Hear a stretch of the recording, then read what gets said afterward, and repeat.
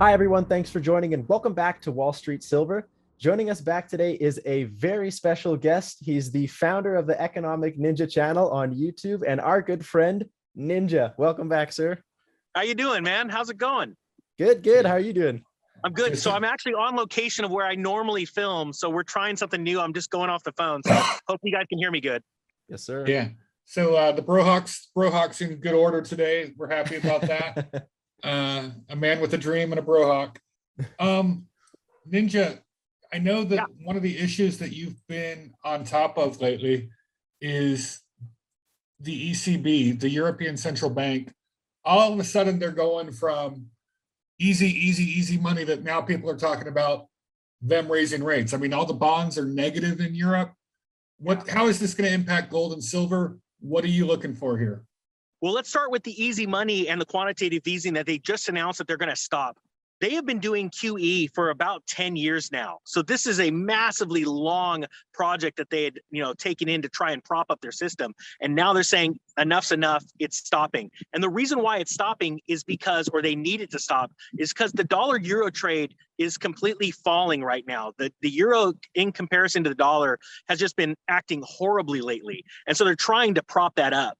How I believe it's going to end up for gold ultimately will be great. However, it's really interesting how traders treat or understand the gold silver dynamic when we talk about market crashes or liquidation events, because throughout history, gold and silver paper contracts take a hit just alongside of the stock market crashes, the cryptocurrency crashes, because of liquidation. And we've seen that recently. In the last couple of days, we've seen especially silver drop down dramatically and then pop back up.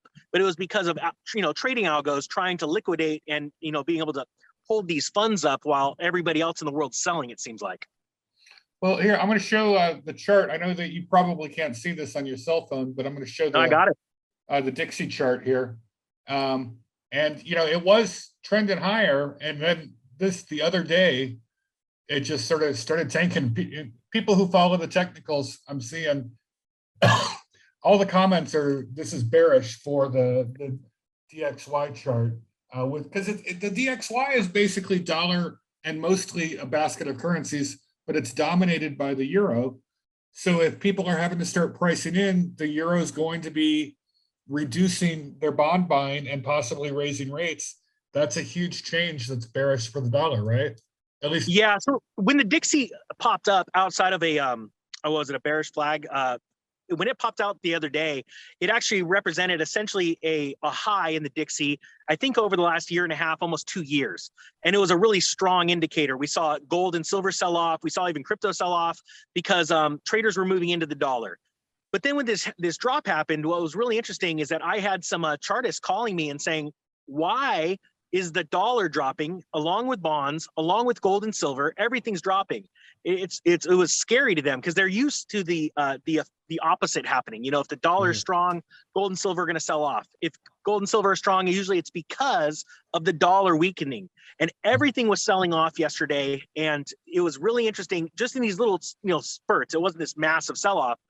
But what's happening is the market is extremely confused. They're afraid right now. I mean, when you hear the headlines of the amount of unemployed people in the nation right now, it is just absolutely staggering. The people that have just walked away from their jobs and saying, the heck with this, I'm going to figure out a way to make money. When you couple that with the facts that the stock market in January, the S&P took a massive hit. I mean, it hasn't taken that big of a hit since January of 2009. The facts are there's a lot of fear in the market. And now tying it back into the ECB and what they're about to do, even central banks are getting worried and they have to do something. So right now what they're doing is jaw jacking. They're not raising rates today. They're talking about when they're going to raise them, but it's like they're threatening the markets right now with these massive rate hikes in hopes that people will go, okay, it's okay. The dollar's going to get stronger. The euro's going to get stronger, or the pound's going to get stronger. And it's going to be okay. Sort of hold on. And I think they're actually losing a lot of confidence right now in the markets. Well, that'll be really interesting how that plays out because, everyone's thinking the Fed's doing their taper. They're reducing their bond buying to zero. That's supposed to be done by March, and then it seems like all the investment banks, J.P. Morgan, Bank of America, all of them are competing with each other for how many rate hikes they can predict. Yeah. Some of them are predicting 4. I think Bank of America is predicting 7 rate hikes. Yep. It's like, does anyone in their right mind think they can pull that off? So much tightening, so many rate hike increases without everything just imploding, the housing market, the stock market, everything. Yeah, to be honest with you, I believe it's all clickbait right now. I believe banks are competing for investors' eyes right now. And they are throwing, spaghetti at the wall and seeing what sticks, essentially. The facts are, if we go back to 2014, it was a very interesting time because there was actually a collapse in the market going along with my 7-year economic cycles theory in 2015. And most people didn't even realize it happened. And what happened by 2014, the Fed was threatening to raise rates and to stop QE, right? And the markets would have these little mini crashes, these little taper tantrums, even back then. But in 2015, around December, they actually started raising rates, and they had this dot plot plan.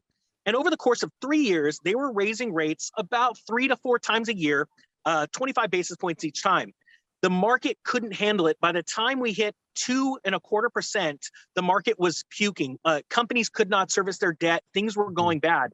But what I want to focus on is what happened before the 2015 rate hikes started.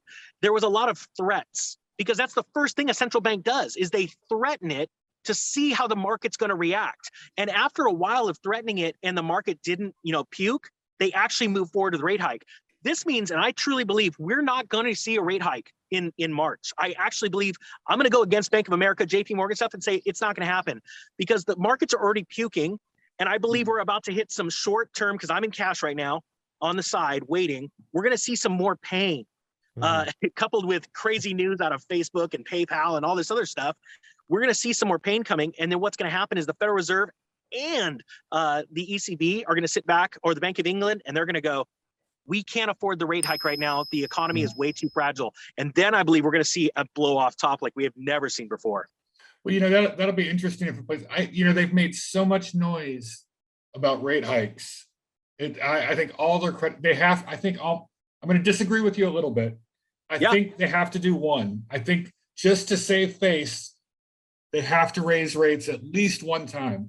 So I think we're going to see at least one and done on the rate hikes. And at that point, then they're going to say, well, now we're just going to evaluate, they're going to sit back and just pause at that point. And all those predictions for 4, 5, 6, 7 rate hikes, that's all going to disappear. I don't think there's a chance in hell they can do that. But I really think they got to do it at least one time just to prove they can, just to prove they can do it for their own reputations. So let's add on that, because I do believe you're right, but I also know that they know that they're putting this to the head of the economy, right?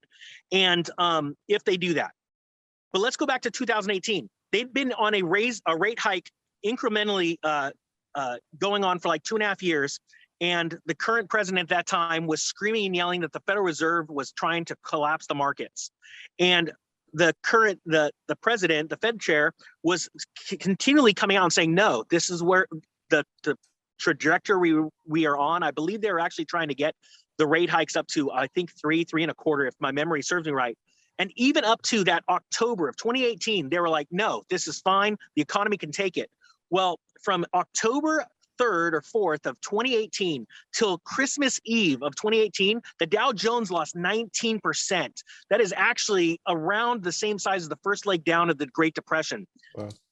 They finally stopped around Christmas Eve. They stopped the rate hikes. And then in January, they lowered rates. That was the shortest term the Federal Reserve had ever went from a rising, standpoint. A rate hike cycle, lowering. Yeah. So I believe still though, they could hold that up to the finger thing to the economy and say, we're gonna put a round into it, because that's essentially what it is. A rate hike is one round in the chamber. Mm-hmm. But I don't think the economy can last.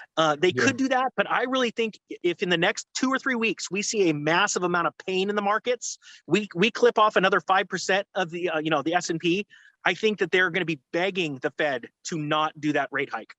And it's all going to come down to whether or not Nancy Pelosi's husband, whether his calls are underwater and he's losing money. I think that's really the key determining factor on whether or not the Fed does anything. I got to be honest with you, that stuff makes me sick to know how our lawmakers can vote on, invest in what they're voting on. And then I'm so and glad then it's have being their brought spouse out. do all the trades. They have their Yes, I'm spouse do so all the glad trades. it's. Do you guys want to know a little fact? Did you know that Congress has, I believe it's 28 days every time they make a trade in the stock market to disclose it. And if they disclose it late, it is a $200 fine. That's Oh. it. So there's, I want to say it's like 60 or 80% of all the trades that Congress people make, they pay the fine. And it's Jeez. sad because Wow. there are people out there killing it right now on Nancy's trades, but they actually aren't killing it. They might think they're doubling their money, but they're getting in 30 days late to what they've Wow. already bought. And it's disgusting, guys. Yeah, it's really. Hey, before I know you're busy. You a lot of people don't know that the Ninja has a day job too, and he's only got a few minutes for us. But something's coming up. Something's coming up on March 5th that I wanted to ask. Tell us about that. What's going on? Yeah, so we have a Ninja event in Dallas. To be honest with you, it's been a long road to get there. All kinds of things, from banks turning us down to all these plans we had and falling apart, but we're finally doing it. It's March 5th in Dallas, and we could put the link to the website below. I know you're going to be there. Description. Yeah, we have some awesome speakers coming, but really it's about that Ninja Nation movement. Nice. There's some YouTube channels that have come up, like Ivan, have you seen Financial Fitness yet, or Jack's channel? Nobody specified it? Jack Gamble? Yeah. Yeah, of course. So he's going to be there speaking. We got Andy Scheckman's going to be there. We actually are flying out a young gentleman, a man that's a senior in high school that's had a YouTube channel about sound money, the principles of gold and silver, for 4 years. Wow. And he has been trying to grow, and me and Andy have helped him out. And we've actually, as part of this, people are paying to come to this event. We're getting him out there. He's driving all the way. Is this at Alexander Free American Press? Yes, Free American Press. Alexander Horat, and he's driving all the way out there because he doesn't want to wear a mask. So he's literally driving. He's 18 years old with his brother. He's coming out to be the MC of the event. And it's just putting that whole Ninja Nation theme together, like helping people and getting the right information into their hands. And so we're doing something different. The ticket sales I think we're almost sold out, but there is a Bill Holter. Bill Holter's coming, and I think Craig Hemke's going to be there also. Oh, nice. So is he? Okay, so we're making that announcement. I didn't know. So I know you've been talking to people. Well, I think he wants to come. So I definitely want him to come. Okay, cool. Well, we're making room. I mean, we're making. There's some surprise people that have been in talks with us. I know they've talked to Jim, and we just don't know what to do with everybody. So this is turning into something bigger than I expected, to be honest with you. Yeah, so I'm just super pumped to be there with you guys. Nice. Yeah, I'll be there. And, maybe Ivan, if he wants to get out of the country, he can get over the border and apply for refugee status. And, Let me in. Come on, Ivan. That'd be awesome. Yeah, that would be pretty cool. Yeah. All right, guys. Well, Ninja, thanks for joining us and giving us a quick video, quick update on what's going on, what your viewpoint is on the how the world's everything. Thanks for joining us. We really appreciate it. Thank you, guys. You guys are awesome. I love Wall Street Silver. Thanks, Ninja.